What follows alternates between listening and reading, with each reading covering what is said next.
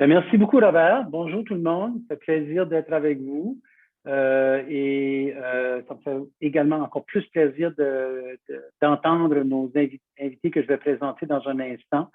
Donc, oui, je suis au cadre 21, du moins pour certains temps encore, bientôt. Et j'occupe la direction au niveau du développement et de l'animation. Et ça me fait plaisir d'animer ce court panel en compagnie de mon collègue Maxime, que je laisse le soin de se présenter.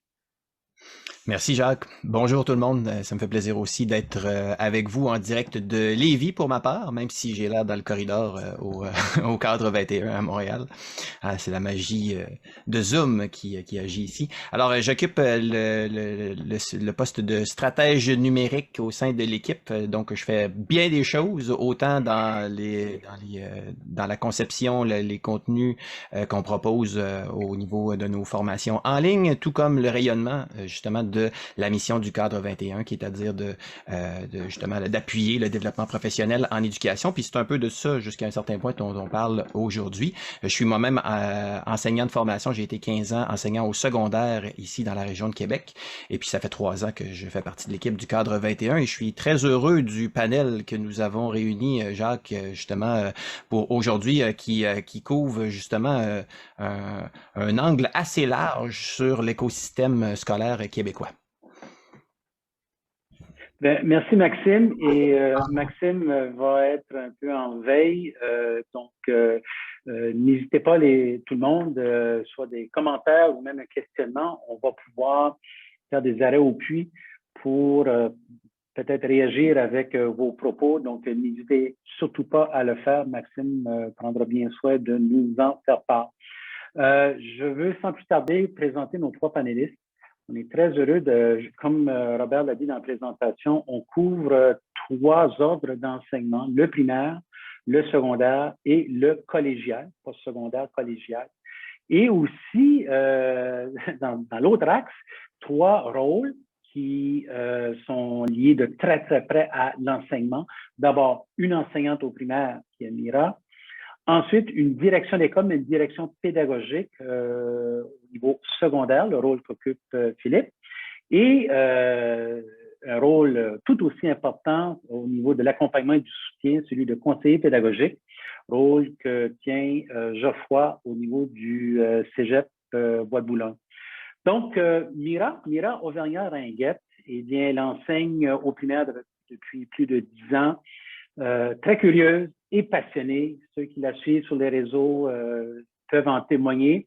Et aussi cette volonté de pouvoir partager ce qu'elle vit et les rencontres et les ressources qu'elle découvre et ainsi de suite. Donc, un beau partage de ce qu'elle fait.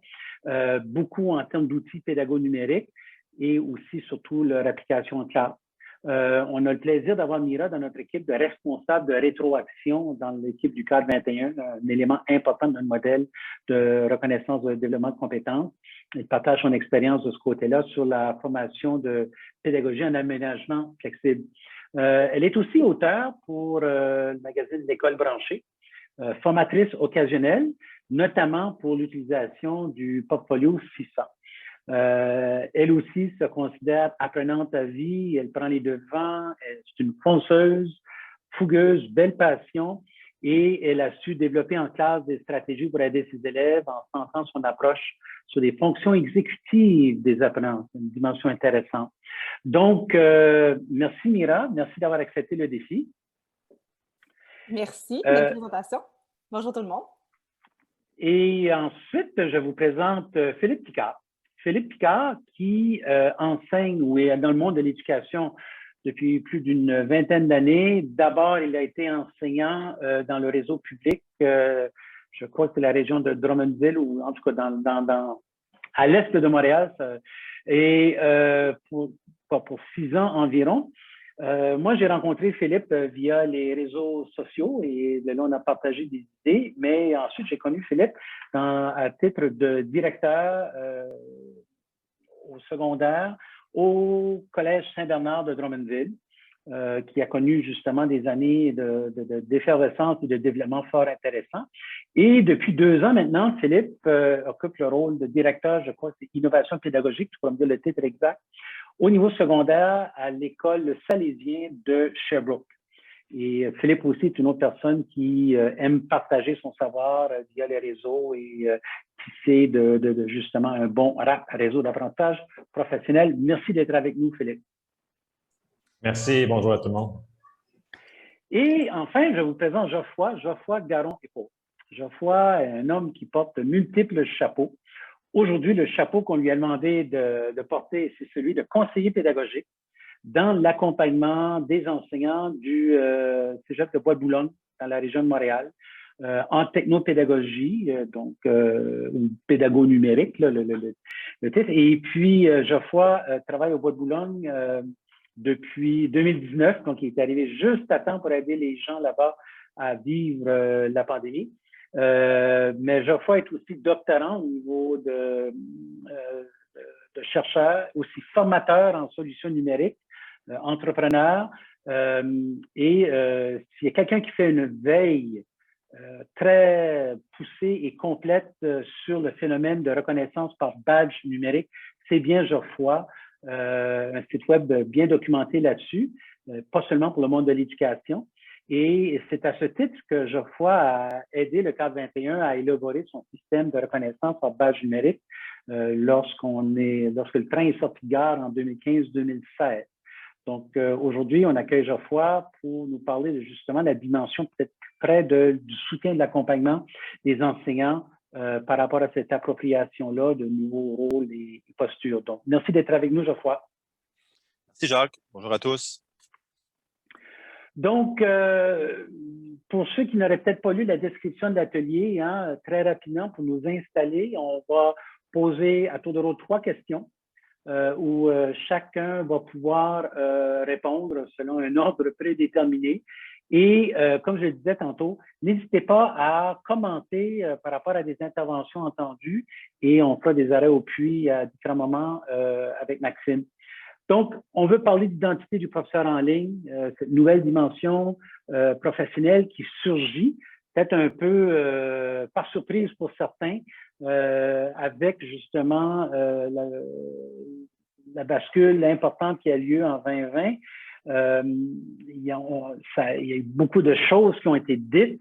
On a aussi vu des manifestations importantes pour un grand nombre d'enseignants à se tourner vers du développement professionnel pour, par exemple, l'intégration judicieuse d'outils numériques parce qu'ils n'avaient comme pas le choix. Et ce quart de tour-là que le monde nous a imposé, on a vu manifestement des réponses des EDU, l'éducation à distance d'urgence, mais au travers de cette réponse urgente-là, dans ce souci de reprendre contact avec nos apprenants pour pouvoir sauvegarder une année, on a vu justement des besoins de développement professionnel qui sont devenus plus manifestes. Et au travers de ces expressions-là, de ces échanges-là, avec les mois qui ont passé dans l'année scolaire courante, le sujet de l'identité professionnelle revu ou réexaminé maintenant à la lumière des nouveaux contextes qui ne s'en iront pas lorsqu'on dira bon, la pandémie est finie et on revient comme on était. Qu'est-ce qui va rester et qu'est-ce qui va rester surtout dans une perspective justement professionnelle? Moi, l'enseignant, mon rôle, ma posture par rapport à ces nouvelles réalités-là, est-ce qu'il y a des leviers que je veux considérer? Qu'est-ce qu'on aura à faire collectivement et individuellement si jamais il y avait un autre type de crise qui surgissait? Donc, est-ce qu'on va pouvoir faire une bonne mitigation de crise? Donc, il y a toute une réflexion de fond qu'on voit ici et là à différents niveaux. Et c'est un peu là-dessus qu'on veut échanger avec nos personnes. Donc, sans plus tarder, je vais passer à la première question. Et cette question-là, je pense que c'est Mira qui va nous répondre en premier. C'est justement avec cette adaptation rapide de l'enseignement en mode formation à distance. Puis ceux qui œuvrent dans le REFAD, j'en fais partie depuis plus de 20 ans, ça n'a pas été inventé en 2020, la formation à distance, mais pour une masse critique de notre système, ça a été quelque chose qui a été mis en lumière. Bien, avec cette adaptation rapide qu'il a fallu faire, quels sont les besoins de développement professionnel qui ont émergé ou qui ont été confirmés? Donc, cette question-là, je la pose d'abord à Mira pour sa perspective d'enseignante, ensuite à Philippe par rapport à quelqu'un qui œuvre de près avec les enseignants au niveau d'une direction secondaire, et ensuite dans une perspective d'accompagnement à Geoffroy. Donc, Mira, qu'est-ce que tu as vu, toi, en termes de besoins de développement professionnel? Alors, rebonjour tout le monde. Eh bien, moi, il y a 2 points que je m'étais notés de vraiment cruciaux. C'est sûr que comme enseignante au primaire, cet aspect-là, on l'avait moins vécu. Honnêtement, il y en a qui n'ont jamais vécu une formation à distance, même avant ce qu'on a vécu l'année dernière, parce qu'au primaire, c'est plutôt rare, disons. Donc, c'est sûr que la première des choses, on ne peut pas passer à côté, ça a été tout ce qui est l'aspect numérique, la compréhension du numérique, l'utilisation du numérique dans le quotidien, compréhension dans le sens sur quel bouton il faut que j'appuie pour que ça fonctionne, là, juste ça, mais aussi une compréhension un petit peu plus profonde de ce qu'on pouvait faire avec le numérique. Donc, pour plusieurs, ça a été quelque chose qui était plus difficile. Pour ma part, de façon plus personnelle, c'est certain que ça a été une adaptation, je vous dirais. Toutefois, je pense que où est-ce que ça nous a apporté pas des complications, disons des bonnes réflexions riches et qui vont devoir perdurer dans le temps. Oui, au niveau de l'utilisation du numérique, de sa richesse, de s'assurer d'utiliser les bons outils pour les bonnes raisons aussi, et pas juste parce que ça flash et que tu as le goût de tes élèves aient envie d'être derrière leur écran, parce que honnêtement, en tout cas mes jeunes, je parle pour les miens, ils sont habitués à avoir accès à des outils qui flashent, ils ont besoin de plus que ça. Ça nous a apporté beaucoup de questionnements au niveau, là, on l'a entendu beaucoup cette année, là, le temps d'écran, mais ça demeure que c'est une réalité, c'est quelque chose dont il va falloir se préoccuper, dont on se préoccupe de toute façon. Et le développement, l'autonomie de l'élève par rapport à ces outils-là. Donc, on est chanceux, on a eu le plan du numérique qui a été lancé là, il y a déjà un petit moment, mais je pense que ça va bon train et qu'il y aura éventuellement dans le programme possiblement quelque chose de plus établi ou de plus... j'ai juste le mot en anglais qui me vient d'entendre, mandatory, et je le dis très mal en plus. Donc, c'est ça, on a hâte de voir ce qui va s'en venir avec ça. Donc, compréhension du numérique. Puis l'autre morceau, je pense, qui a été un besoin qui a beaucoup émergé, c'est au niveau de notre compréhension du programme. C'est fou, on a eu tellement de questionnements par rapport aux évaluations parce que là, on le faisait, on n'était plus nécessairement avec nos élèves. Comment est-ce qu'on comprend où est-ce qu'il est rendu, notre élève? Comment est-ce qu'on peut adapter notre façon, notre approche d'enseignant aussi par rapport à ce qu'on a comme outil? Donc, il y a beaucoup de questions autour du jugement professionnel. Donc, je pense que ça a fait émerger vraiment des bonnes questions, des bonnes réflexions, mais surtout des changements de pratique. C'est ce que j'ai senti, puis je pense qu'il faut retirer de positif là-dedans, c'est qu'il y a eu des changements de pratique de la part de plusieurs collègues, autant dans mon école que dans ce que j'ai ressenti dans le réseau. Donc, il y a eu beaucoup de partage par rapport à comment est-ce qu'on pouvait emmener les jeunes, garder des traces, évaluer autrement. Donc, voilà.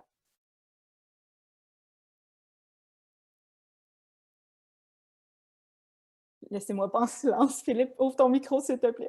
OK, il n'y a pas de transition, donc... je ne savais pas. Y a quelqu'un qui a voilà. Voilà, dès qu'on est en mode partage, on cherche le tableau de bord pour enlever la sourdine. Donc, merci, Mira. Et dans cette perspective-là, vous voyez que je vous ai partagé, j'avais oublié de faire au tout début, on trouvait intéressant de mettre en contexte, j'aime beaucoup cette illustration-là qui vient de Julie Bélanger et René Bélanger, il n'y a pas de lien de parenté entre les deux, du bas du fleuve, et qui décrit assez bien la réalité que pour un enseignement en ligne, peu importe sa forme, le travail de conception et de préparation est hyper important, ça ne s'improvise pas. Donc, sans plus, je passe la parole à Philippe. Bonjour à tous, donc content d'être parmi vous.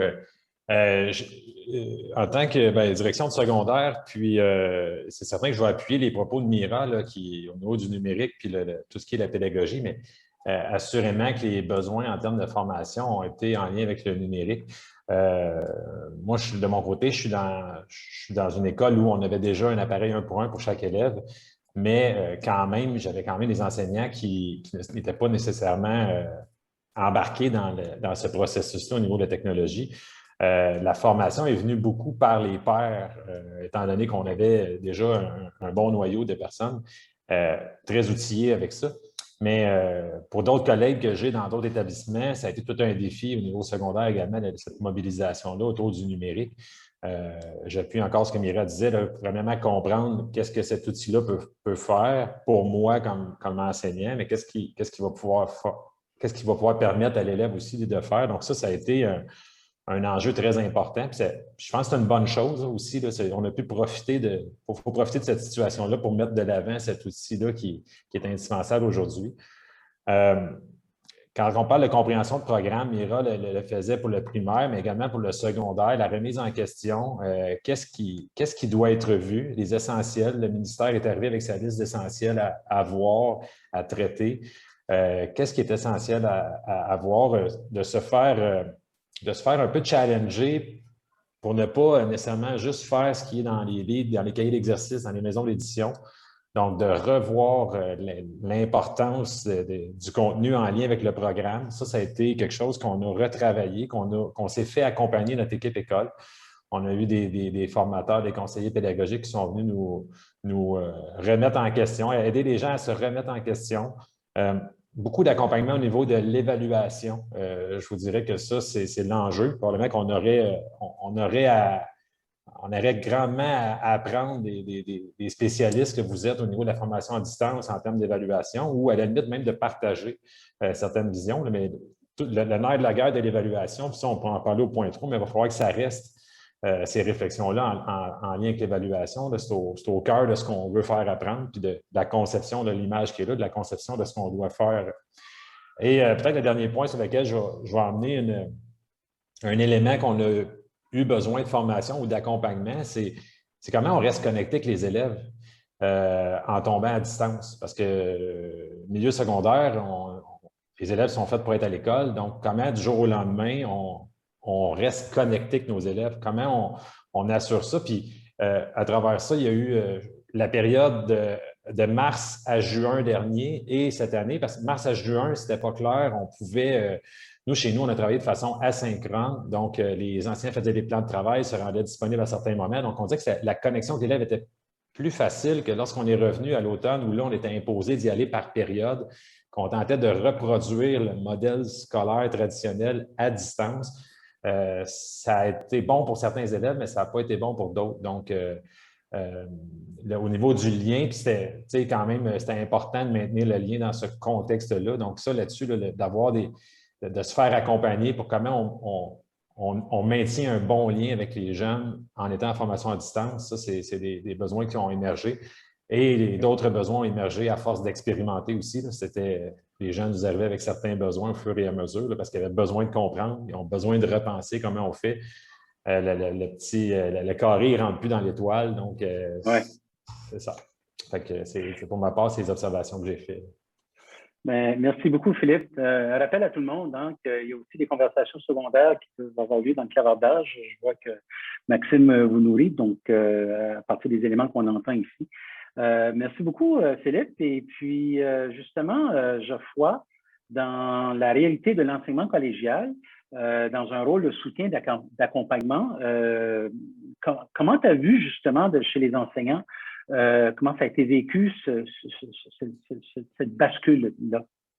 Oui, merci. En fait, le monde collégial est un peu différent du monde secondaire et primaire. Là, bien entendu, on marche par session. Donc, pour nous, on est à la 3e itération de la pandémie, donc du travail en ligne et la formation en ligne. Je suis un conseiller pédagogique TIC, donc je m'occupe vraiment de la technopédagogie. Et j'ai 4 autres collègues déjà conseillers pédagogiques, mais qui ont des rôles plus par programme, etc. Je dirais que dès qu'on est tombé en pandémie agressive, ça a été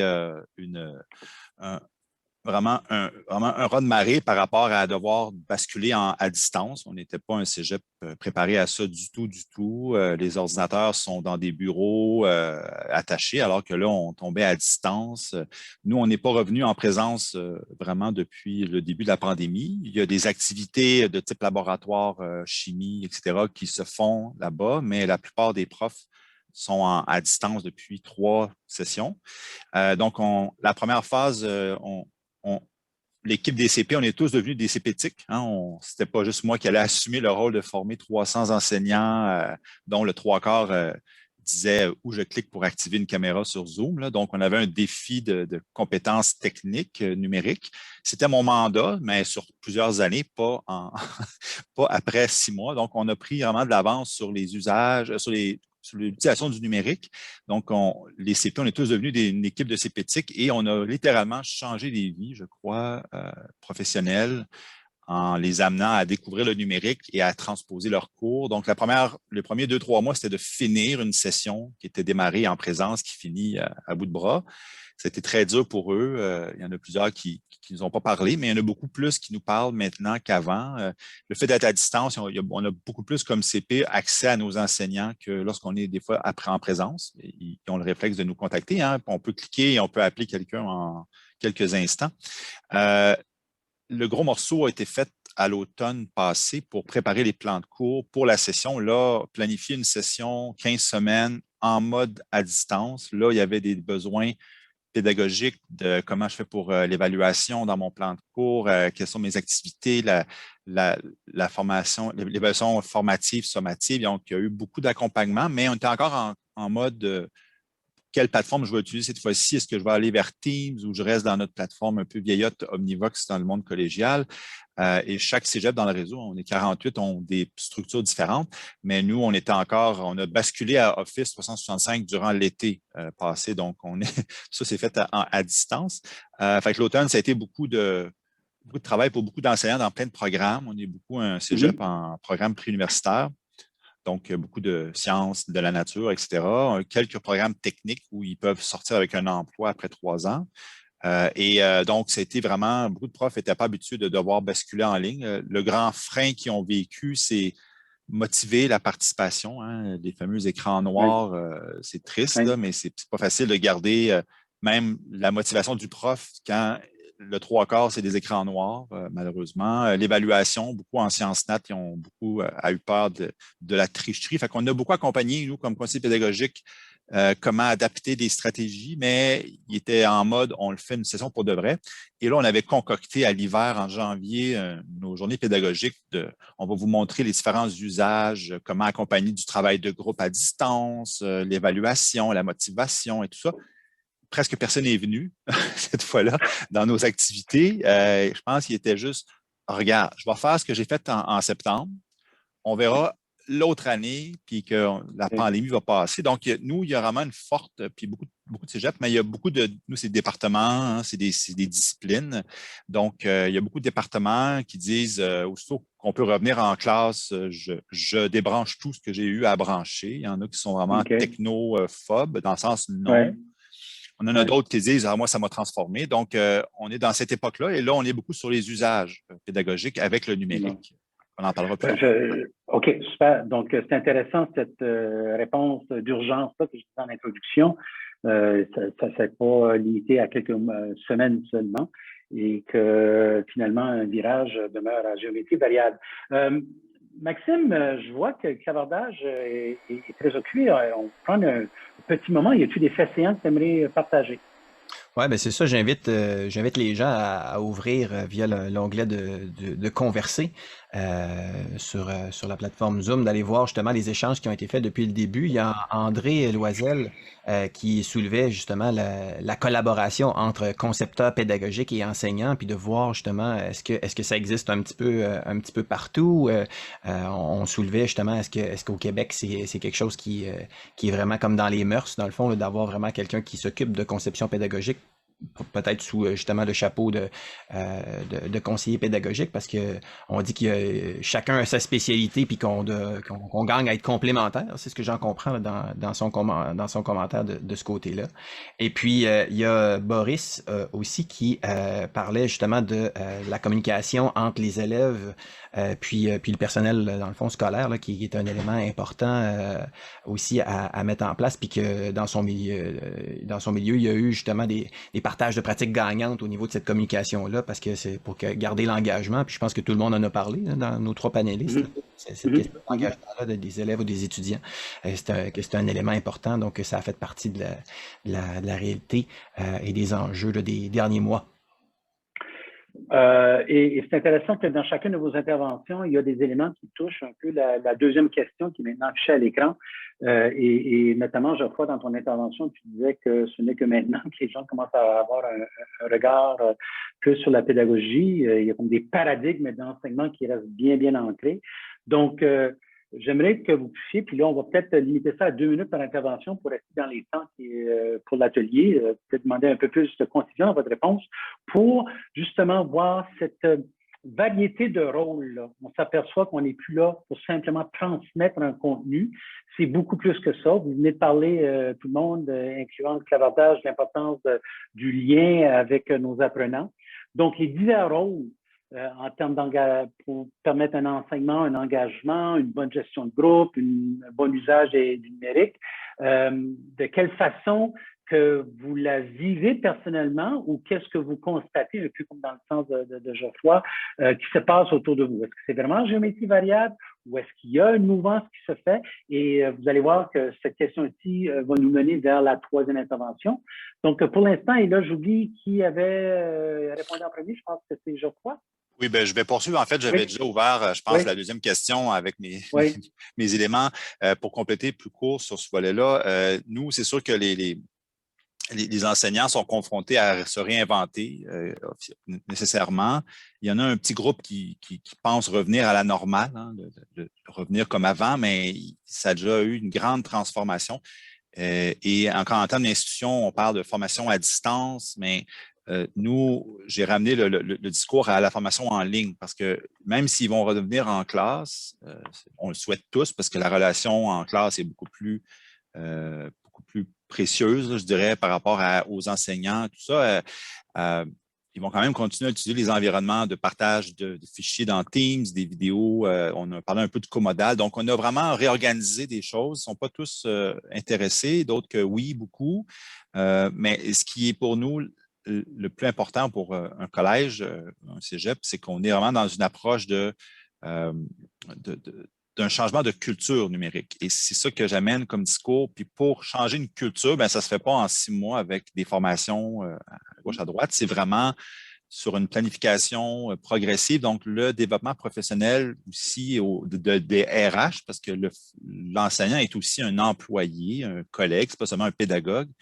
Et c'est là qu'on travaille aussi en duo, là, pas juste le volet pédagogique, parce qu'il y a leur autonomie professionnelle, il y a des enjeux là, je sais comment ça marche, puis ils sont bons. Pourquoi je changerais si ça fonctionne déjà? Donc, c'est un peu ça le réflexe. Mais tout pour dire qu'on a vraiment un défi de vraiment créer une approche d'une culture dans la transition numérique, puis elle a été accélérée par la COVID, mais il faut la mettre sur un temps plus moyen, un peu plus long que juste des formations à gauche à droite. Très intéressant, cette notion de culture. Lorsqu'on parle de culture, c'est pas quelque chose d'individuel, c'est quelque chose de collectif. Et dans cette perspective-là, Mira, peux-tu nous ajouter ici?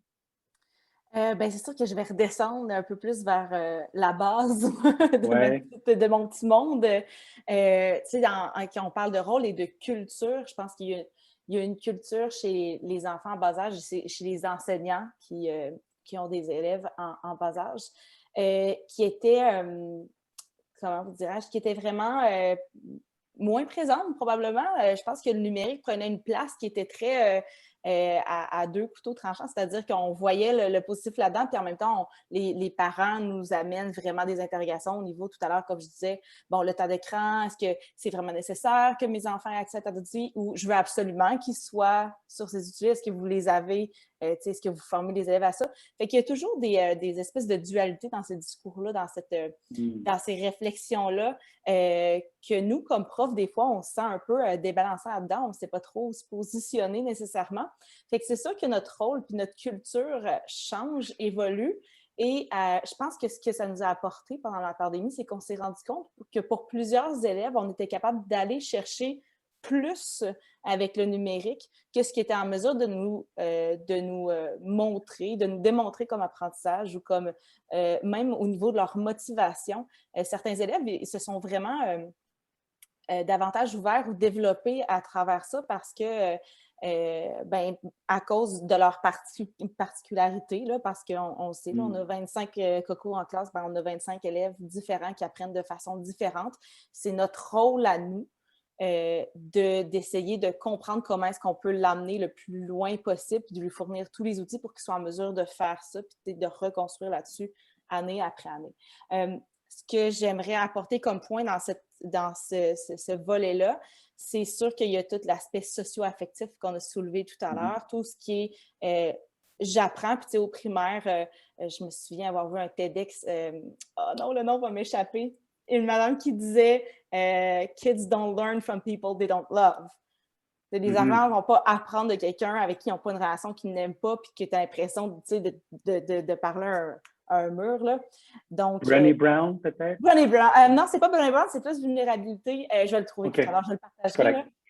Si quelqu'un qui sait de qui je parle dans le chat pourrait l'écrire. Mais dans le fond, tout le socio-affectif, dans le fond, amener les enfants à réfléchir à pourquoi j'apprends, qu'est-ce que je fais là, tu sais, puis pourquoi est-ce que je devrais te donner là, tout ce que j'ai. Donc, nous autres, on a été beaucoup plus là-dedans. Tu sais, on a eu moins de challenge par rapport aux écrans fermés. Les enfants, ils aiment ça se voir, puis ils veulent que tu les vois aussi, puis ils veulent te montrer leur chat, leur chien, puis grand-papa, puis grand-maman. Donc, ça a été vraiment plus par rapport à niveau de motivation, puis être capable, c'est ça, d'aller les chercher, puis d'aller chercher le plus possible tout le monde aussi, de les faire participer, de les faire sentir que tu étais là avec eux autres. C'était vraiment, vraiment cette partie-là qui était... c'est ça. Donc, de façon plus concrète, je close ça, je te vois qui essaye de raccrocher, Jacques, je te close ça dans 15 secondes. De façon plus concrète, ça a été beaucoup de rencontres individuelles, des sous-groupes, puis je pense que ça va être important de le ramener en classe aussi, d'y aller de façon plus spécifique, plus, c'est ça, travail de sous-groupe et rencontre individuelle. J'ai fini. OK, mais ça me rappelle la citation de Jerry Bloomgarten, américain, qui disait que la technologie donne une voix à tous. Donc, bravo. Monsieur Philippe, par rapport à ce changement de posture, que peux-tu nous dire dans la réalité du secondaire? Juste avant, je vais répondre. C'est Rita quelque chose de TEDx. Rita, cherchez ça. Je ne répéterai pas ce qui a déjà été dit antérieurement, mais la phrase, avant de dire la phrase, mais un des rôles qui va être à jouer au niveau du secondaire, ça va être de repenser l'offre en fonction d'un contenu en ligne et des tâches engageantes. Parce que peu importe ce qui va arriver, puis même si c'est déjà quelque chose qu'au niveau du secondaire, il faut engager les élèves. Les élèves ne sont pas engagés présentement au secondaire, puis plus qu'ils s'en vont vers le 5e secondaire, moins ils sont engagés. Donc, il y a un rôle de repenser les tâches pour qu'elles soient engageantes. Puis, pour que si jamais on bascule, la phrase d'adage qui disait « Don't be the sage on the stage, be the guide on the side ». Donc, ça va être un rôle de guider les élèves. Puis ça, qu'on soit à distance, qu'on soit en classe, cette formule-là fonctionne, puis ça amène les élèves à être engagés. Donc, ça, c'est un des rôles. Je ne reviendrai pas sur le maintien du lien aussi. Ça va être primordial de trouver une façon de maintenir le lien.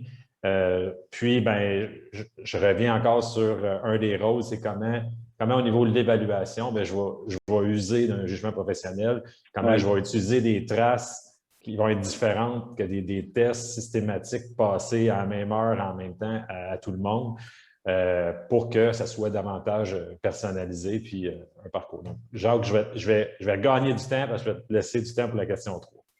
Super. C'est intéressant ce que tu soulèves parce que finalement, là, je partage la prochaine diapositive et cette infographie-là que vous voyez elle nous parle beaucoup. Moi, en tout cas, je l'aime beaucoup parce que justement, ces nouvelles finalités, maintenant qu'on est capable de confirmer, en plus des savoirs disciplinaires, il y a tous ces nouveaux scénarios-là qui se conçoivent. On a vu tantôt l'importance de s'investir dans une bonne conception pédagogique. Aussi en fonction de ces nouveaux espaces, qu'ils soient physiques ou virtuels dans ce cas ici. Donc, cette réplication de la salle de classe traditionnelle telle qu'on l'a connue, on sait que ça a rapidement ses limites. Donc, c'est dans cette perspective-là que je vais vous demander, et cette fois-ci, l'ordre de réponse, si je me rappelle bien, on va commencer par Philippe, suivi de Geoffroy pour terminer avec Mira. À votre avis, qu'est-ce qui va rester de la dernière année? Vers quelle mitigation? Qu'est-ce qu'on doit faire qu'est-ce qui devient nécessaire pour éviter une autre réponse d'urgence? Est-ce qu'on serait un peu plus préparé si jamais il y avait autre chose qui survenait? En d'autres mots, est-ce qu'on va retourner dans nos vieilles pantoufles ou bien est-ce qu'on va trouver des nouveaux souliers pour courir encore plus vite? Philippe? Je ne sais pas si on va trouver des souliers pour aller encore plus vite. Je pense que les gens vont avoir besoin de ralentir, mais il va falloir toujours continuer d'avancer. Ce qui va rester, selon moi, c'est les apprentissages réalisés. Là, on a fait lors d'une journée pédagogique dernièrement ici, là, les gains, les gens identifiaient les gains et avancements que cette crise-là a amené à notre école. Il y en a beaucoup. C'est certain que les gens présentement sont fatigués, les gens ont hâte de revenir à une normalité, mais cette normalité-là, il faut qu'elle soit différente. Un des éléments qui ressort, c'est que les jeunes sont capables de s'adapter beaucoup plus qu'on le pense. Au secondaire, là, ça, c'est ça. Puis je pense qu'il faut aussi qu'on ait confiance qu'au niveau collégial, puis au niveau des autres, la formation à distance, tout ça, ça va être la même chose. Donc, les jeunes sont capables de davantage s'adapter qu'on le pense. C'est peut-être souvent nous, les adultes, qui ont de la difficulté à penser que les autres, ils vont être capables de suivre dans tout ça, mais ils ont démontré qu'ils étaient capables de suivre. Il faut poursuivre la remise en question. S'il y a un élément que je retiens, c'est que ça nous a permis de nous remettre en question comme système. Il va falloir continuer de le faire. Je suis content d'être ici. Moi, les gens de la formation à distance, si vous voulez échanger avec les gens du secondaire également pour qu'on puisse avancer un et l'autre en fonction des expertises qu'on a, parce que nous, on a des jeunes, puis moi, je vais parler avec Mira également, parce que le primaire, c'est d'autres choses, mais il va falloir qu'entre les ordres, on se parle aussi pour voir qu'est-ce qu'on retient de ça, parce qu'il y a encore, au niveau secondaire, des fois, la tendance de dire « Oui, mais il faut que je prépare mon jeune pour le cégep ».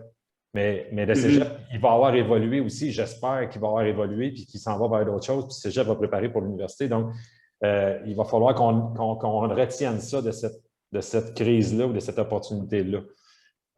Puis tout ce qui est au niveau de l'évaluation, bien, ça aussi, c'est à repenser et à repenser. Ben oui, mais c'est intéressant parce que cette culture de l'évaluation-là, on la sent très forte au niveau du secondaire notamment. Et c'est une belle invitation, ça, Philippe. Et puis, c'est quasiment une perche tendue à Geoffroy, qui est notre prochain intervenant. Est-ce que le cégep saura s'actualiser? Invitation acceptée. Philippe, non, ben on travaille déjà beaucoup. On fait beaucoup de passerelles secondaires cégep. C'est notre défi. Nous, on est beaucoup orienté sur la réussite, la bienveillance. On sait qu'on va avoir des étudiants qui vont avoir écopé ou qui vont être changés. Et même nous, on doit changer comme équipe au collège. Qu'est-ce qui va rester après la crise? Bien, on va être prêt parce que le ministère, à tous les 2 semaines, force l'équipe à faire des plans ABC, des scénarios ABC, retour, pas retour à 100%, 50%. Là, ils veulent, actuellement, là, la dernière version du ministère, c'est on veut préparer à 100% au cégep, mais avec un plan de repli. Donc, ils ont mis un autre mot pour dire si jamais on a quelque chose, comment. Donc, les TI sont organisés de plus en plus pour acheter les équipements. Après ça, l'accès aux données. On a vraiment des chantiers qui sont tout bouge en même temps. Fait qu'effectivement, le cégep va être différent dès maintenant. Il va l'être encore plus. Les enseignants, nous, on a eu l'occasion de faire on a fait un REC, ce qu'on appelle donc un retour d'expérience, qui est une demi-journée qu'on a faite au début mars dernier, donc en pleine crise encore, pour voir justement qu'est-ce qui a marché, qu'est-ce qui n'a pas marché, les forces et faiblesses du collège, puis comment les enseignants se projetaient, qu'est-ce qu'on peut garder pour après. Et c'était une bonne participation, malgré qu'on est encore on le vit encore en même temps. Et à la fois, ils étaient tellement heureux ils ont découvert de la collaboration, de l'entraide entre leurs collègues. Des fois, il y a un département, ils sont 20, 30, et ils ne se parlent pas toujours ensemble. Là, ils étaient amenés à coordonner leurs efforts, à s'entraider. Donc, c'était très motivateur. Mais de l'autre côté, dans le même groupe, il y a une autre partie qui disait, moi, j'ai été isolé, je n'avais pas du tout de collaboration, je me sentais pas capable de collaborer avec mes collègues, tout ça. Donc, ça l'a fait apparaître plein d'écueils et plein de forces en même temps. Donc, on voit un peu l'état des lieux. Et une des réponses comme conseil pédagogique à qu'est-ce qu'on va garder, ben on est beaucoup en mode, comme je disais, de culture du numérique et d'innovation pédagogique, et on va aller dans un mode très progressif, c'est-à-dire avec des comités d'apprentissage sur des enjeux, des usages. Donc, on va être beaucoup en mode accueil et non pas, au début, on leur disait quoi faire parce qu'il fallait trouver une solution. Là, on est plus en mode, OK, on a tous pris un grand coup de numérique, là, venez nous voir selon ce qui vous interpelle, quand c'est l'évaluation et les autres besoins. Donc, et c'est dans le travail. On essaie de passer des classes co-modales, tout ça, puis il y en a qui ne voulaient pas trop de gestion en classe quand c'est. Là, on est dans le hybride. Donc, tous ces mots-là sont apparus. Donc, on a encore beaucoup d'accompagnement, mais disons, pour compléter, il y a vraiment dans le collège que je suis, il y a 300 enseignants à peu près. Le trois quarts sont vraiment dans un mode il s'est passé quelque chose, puis je vais prendre qu'est-ce que j'ai aimé, puis je vais contribuer à bouger dans notre collège. Donc, c'est vraiment un élément de transformation intéressant. Ben, c'est très intéressant, justement. On pourrait élaborer, continuer sur tellement de points que vous avez soulevés tous les trois. Je tiens à vous remercier, mais avant... je veux dire, il restait Mira. Oh, mon Dieu, Mira! Allez, Dis-le donc, tu trouves que je jase trop? C'est beau, tu as tout ton temps, go! Oui, c'est ça. Alors, partez le chrono. Ben non, mais en fait, on dirait qu'on redescend encore dans mon petit monde, là, j'aime l'appeler comme ça, mais je pense que ce qui va nous rester de ça va venir vraiment s'imbriquer dans ce que mes deux amis avant moi ont dit. Ben, il y a définitivement un désir chez les enseignants de faire évoluer les pratiques. Parce qu'on ne sait pas tout à fait comment on va faire ça encore. Il y a des choses qui se mettent en place tranquillement. Déjà, la direction à l'école sont dans l'année scolaire 2021-2022 dans leur tête, là. Donc, il y a des choses qui bougent, c'est certain. Il y a des façons de faire qui vont pouvoir revenir à ce qu'elles étaient.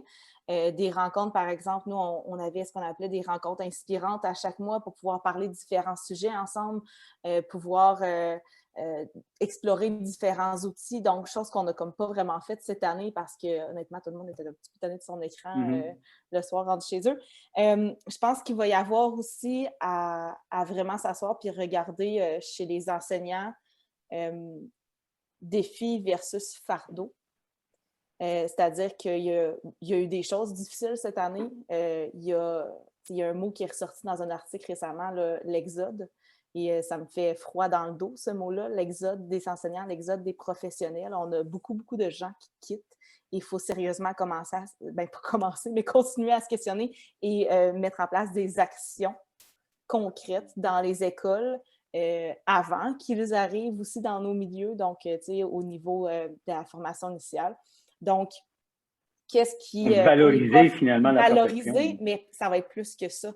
On ne peut pas y aller à coup de pub du ministère là, pour valoriser la Ça ne marchera pas, je ne pense pas que ça soit suffisant. Donc, il faut s'asseoir avec les profs dans les écoles et faire, OK, qu'est-ce qui représente pour vous un beau défi qui vous motive, puis qu'est-ce qui est trop lourd pour vos épaules. Puis, donc, il y a ça. Il y a évidemment l'évaluation qui va être remise sur le plancher. Puis, il faut le regarder tout ça avec un autre regard, avec plus de place pour notre jugement professionnel, plus de flexibilité aussi par rapport à ce qu'on veut faire dans nos classes.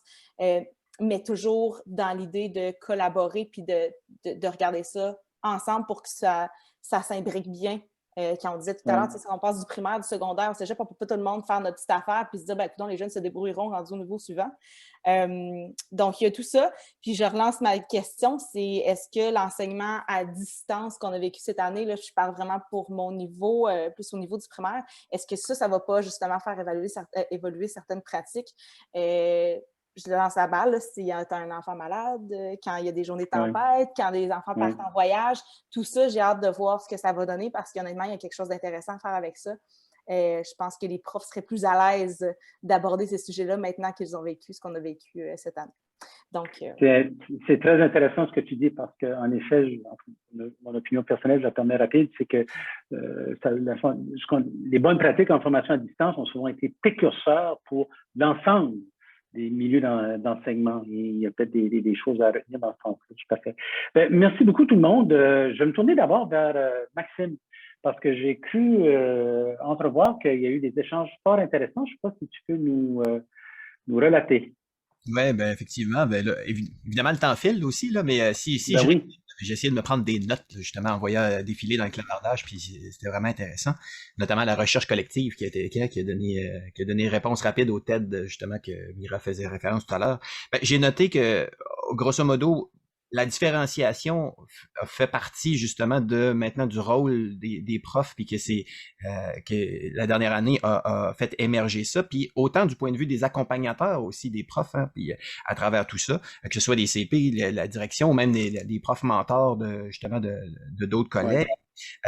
Puis que on retient que clairement, tout le monde semble positif ici, que les acquis au niveau des connaissances, mais surtout des compétences qui ont été développées, puis ça a été noté, là, autant pour les adultes que pour les jeunes eux-mêmes. Clairement, ça va rester, puis ça nous propulse justement en avant. Et qu'il y a eu émergence de nouvelles collaborations qu'on souhaite qui perdurent justement à travers ça, que ce soit justement à l'intérieur même d'une équipe au sein d'une même institution, que même, on pourrait dire, justement, avec les parents aussi, là, notamment au secteur primaire, secondaire. Fait que je résumerais ça comme ça à ce moment-là. Puis je remercie tout le monde justement de vos échanges dans le clavardage. Oui, et moi, je remercie nos 3 panélistes. Je sais que c'est un échantillon de tout ce qu'ils sont capables de nous partager comme réflexion, d'expériences vécues et c'est de bon augure parce qu'on sent qu'il y a beaucoup de réflexions qui se font, de partage et puis que est-ce qu'on va arriver à une masse critique de gens qui veulent que, justement, on ne tombe pas dans des anciennes pantoufles et que peut-être une belle occasion pour reconfigurer autrement. Et c'est un peu ça le pont que je fais pour la suite lorsqu'on aura terminé l'atelier comme tel. Et Lauriane, dans un instant, va nous indiquer de quelle manière les sous-groupes peuvent ensuite poursuivre la discussion. Bien, vous voyez à l'écran, hein, et sans que ça ait été arrangé avec le gars des vues, comme on dit, mais des choses qui ont été partagées ici, on sait qu'il y a une incidence notamment sur la formation initiale en enseignement pour mieux préparer ces nouvelles réalités, ces nouveaux environnements-là pour enseigner en fonction d'une nouvelle finalité aussi. L'aspect de l'accompagnement et le soutien demeure primordial, qu'elle soit de nature formelle ou informelle. On sait que reconfigurer quelque chose, ça ne se fait pas en isolement. Ça a été évoqué dans les dernières minutes. Et un élément que je pense que tout le monde serait d'accord, c'est la configuration ou l'organisation du temps et de l'espace pour voir, y a-t-il moyen de refaçonner les côtés de la boîte pour permettre que ces nouvelles façons d'engager l'élève activement dans son apprentissage disciplinaire, savoir-faire, savoir-être et tout ça, puisse connaître pour que ça puisse être favorisé. Donc, c'est un peu ces 3 éléments où les gens ici seront invités à poursuivre une discussion. Donc, merci encore, Mira, merci Philippe, merci Geoffroy. Vous êtes très occupés présentement. Il y a des élèves, il y a des profs pas loin. Donc, merci d'avoir pris le temps de vous être prêtés au jeu. Merci à Maxime aussi d'avoir fait cette belle synthèse et à tout le monde d'avoir échangé sur les différentes questions qui ont été soulevées. Moi, je vais tourner la parole vers vous. Je vais remettre le micro, et j'ai presque fait un péronisme là. Je vais demander à Lauriane pour nous indiquer la suite des choses.